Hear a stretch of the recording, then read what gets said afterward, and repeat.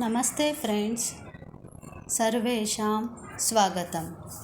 Today, 5th shloka of Shri Venkateshwara Prapatti.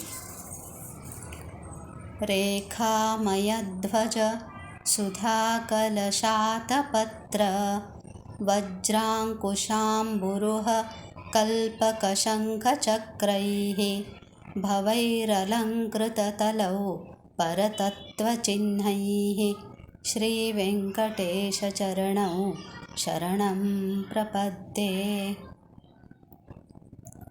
I want shelter at the feet of Lord Venkatesha, whose feet, soles, have the divine signs like flag, nectar pot, umbrella, thunderbolt, the god, the lotus, divine tree, the conch, and the wheel. By all these, Lord's feet look beautiful. All these are divine ones and specially related to Sri Vishnu.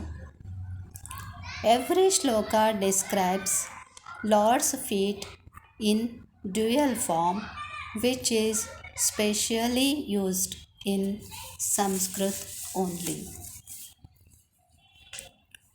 Shri Venkatesha ಸ್ವಾಮಿಯ ಪದತಲಗಳು ದೈವೀ ಚಿಹ್ನೆಗಳಿಂದ ಅಲಂಕೃತವಾಗಿವೆ.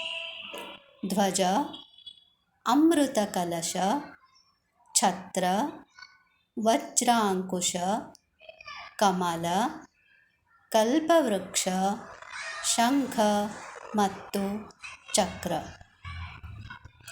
ಈ ಎಲ್ಲ ಚಿಹ್ನೆಗಳು ಕೇವಲ ವಿಷ್ಣುವಿಗೆ ಸಂಬಂಧಿಸಿದಂಥವುಗಳು. ನಾನು ಶ್ರೀ ವೆಂಕಟೇಶ ಸ್ವಾಮಿಯ ಪಾದಗಳಲ್ಲಿ ಶರಣು ಬಂದಿದ್ದೇನೆ. ಎಲ್ಲ ಶ್ಲೋಕಗಳಲ್ಲಿ ಪಾದವು ಎಂಬ ದ್ವಿವಚನದಲ್ಲಿ ಹೇಳಲ್ಪಟ್ಟಿವೆ.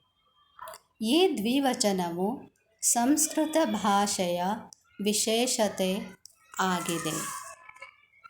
ಧನ್ಯವಾದ. Thank you.